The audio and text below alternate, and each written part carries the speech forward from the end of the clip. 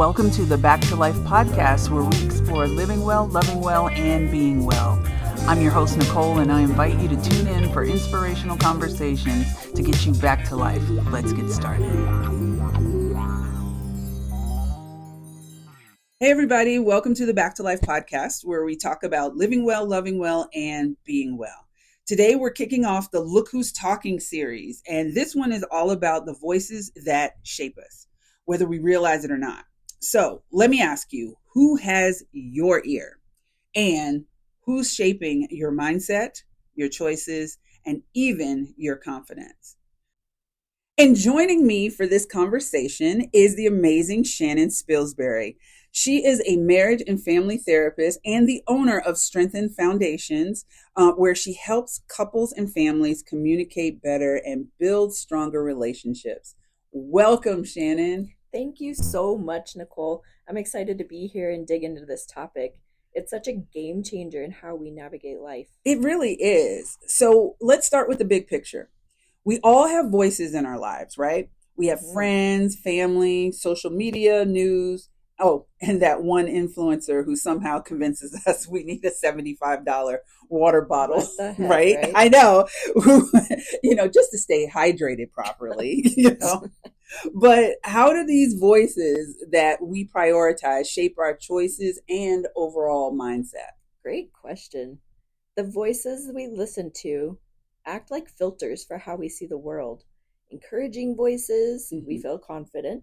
Critical voices, we second guess everything. Yeah. Over time, these voices kind of shape who we are, our self-worth, our decision-making abilities, and even our inner dialogue. Oh my gosh, that's so true. And sometimes we don't even realize that a voice is actually influencing us until we step back. Yeah. We just got to stop and, listen. So I know I've had moments where I've thought, wait, do I really, why am I believing it? Why do I believe this? Especially when it comes to that self-talk, we can just kind of damage ourselves sometimes. For sure. So Shannon, how can people start identifying which voices are helping them to grow versus what's helping them or holding them back? Rather? Sure. Yeah.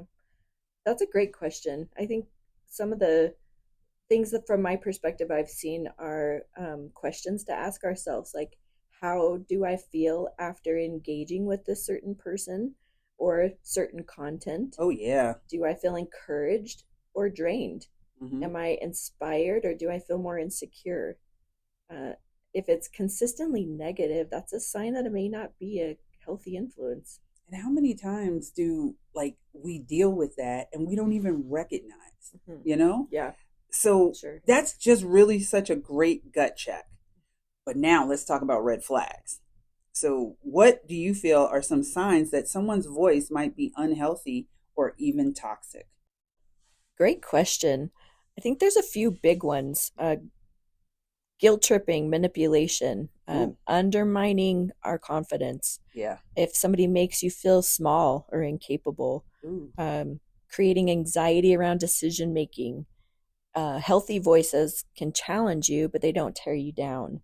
A lot of times I encourage clients to ask themselves, would you say what you're saying to would you say what you're saying to yourself to somebody else? Oh, kind of like talk to yourself as though you're talking to someone you love. Yes. Yeah. Very much so. Another question is what you're saying to yourself actually helpful? Is it encouraging or is it hope-filled? Yeah. Is this thought or is this influence, potentially unhealthy influence, is it based in feelings or is it based in facts? So it's almost like focus on where is this thought or where is this conversation taking you? Ooh, yes. That's probably a good way to kind of sum it up. Yeah. Yeah, for sure. Yeah. And so this is so important. And, as we're talking about this, and we're talking about talk to yourself the way you would talk to somebody, you love, your friend or something like that.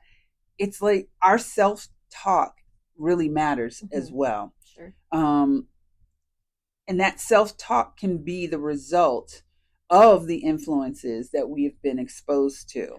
Even from childhood. Oh my gosh, yes.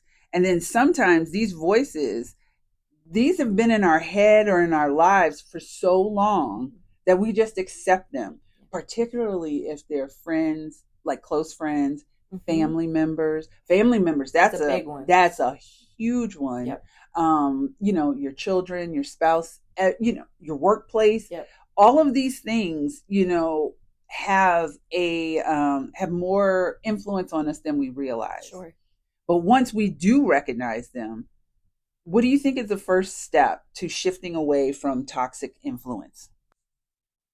That's an interesting question. I think one area for sure is boundaries. Oh, yeah. It doesn't always mean cutting people off. Boundaries are meant to encourage healthy relationships. But it does mean limiting or changing the access to those voices that aren't serving us. Oh, yeah. And, boundaries are about how we want to show up in healthy relationships, like you said. And with those boundaries, we realize that what we allow is what will continue. Yep. So you have to ask yourself, it's like what were the ones you were mentioning? You were saying like especially if you're surrounding yourself with somebody who makes you feel small or incapable, it's kind of like, are you going to continue? Yeah. Now, I know that can get hard, like, especially if that's like your boss, or something. I mean, it's still not tolerable. Right. I don't, it's not okay. But we don't have to allow that to sink into the depths of our soul and become a truth. Oh, for sure. We do not have to agree with it. Yes. Yes. And so many times I feel that you can be exposed to something. It's like it slowly chips away. And after a while, you're kind of like, well, maybe it is, and that's where it starts to turn into a belief. Yep. Yeah. And, okay. So with that, let's flip it and look at choosing positive influence. How can we be more intentional about choosing voices that actually uplift us? We don't want to talk about like that toxic positivity type thing, that. But how can we really be mindful and choose better for ourselves? I love that question. I think it's looking for voices that align with our values, that make us feel seen and empowered. Oh, yeah. Also being mindful of what we consume online. The social media, the people that we hang around, podcasts, books that we, read and either listen to or read. Yeah. Those things matter. The things that we're pouring into ourselves, they matter. They really do. And you know what? You mentioned social media, and that can be a huge one. I mean, we all like to scroll, sure. It's it's mindless. It's a lovely, let's reframe it. It's a lovely escape. No, it's not healthy all the time, but sure. Sometimes we're scrolling and then you notice an hour has gone by. Yep. That hour could have been spent differently. Yep. But in that hour, what are you consuming? Exactly. I was just going to say, I feel like every time that I get lost in the consumption, I don't necessarily feel encouraged when I stop. Yeah. Because I'm seeing how wonderful other people's lives are in my social media feed, and I'm thinking, well, what the heck am I doing wrong sometimes, Oh, that comparison. Yeah, that comparison is, what is it? The killer of joy, the thief of joy. Yeah. And, we know on a surface level that all that glitters is not gold. Yes. Everyone wants to put... Why do you think we have filters? Sure. What? We have so many things, and not everything you see on social media is the truth. Or sometimes people just share a little bit too much truth. Sure. And that's not healthy either. Mm-hmm. There's a healthy balance to that, and that doesn't mean that somebody should just be bawling, online, and just trying to find their people or whatever. Right.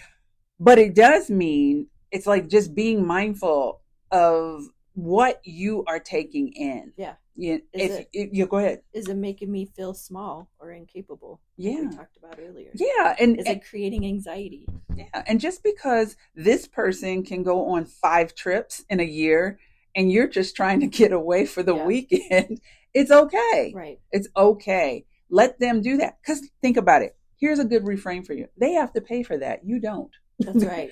Yeah, that's true. Or even if they are able to live that kind of life, you don't know what they had to do in order to do that. Sure. And I'm not trying to, it's no judgment or anything. And it doesn't necessarily have to be a negative thing. Yeah. I'm just saying these are everybody's life. Stay in your own lane. Yeah. Sure. But it's hard to do when you're kind of, sucked into it. Exactly. But like the people, the podcasts, the books, that, it does, what we engage with does matter. And nowadays, people, we need to be kind, and people are not kind. But if you have this disrespect and unkindness that just keeps filtering yourself, that chips away at you as well. Yes. So that's why it's like, be mindful to take care of yourself and notice what is coming in and what you can filter out. Yeah. Yeah. And how is that affecting how you see yourself? Oh my gosh. Yes. And so, okay, it's time for our listen and learn challenge. So what I want our audience to do is take 5 minutes today and just write down the top 5 voices that are influencing you. Think about family, think about friends, think about in personal as well as professional environments. Who are the people that you engage with the most? And write down the top 5 people or voices. Nice. Now, if it's social media, then write down, I'm on Instagram, I'm on TikTok, I'm on whatever your social of choice, YouTube, Yeah. But after you have identified those top 5 voices, I want you to ask yourself, are they building me up or are they breaking me down? Like, what is the response after engaging with this particular voice?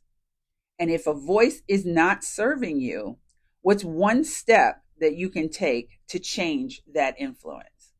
What do you think about that? I love that. Listen and learn challenge. Yes.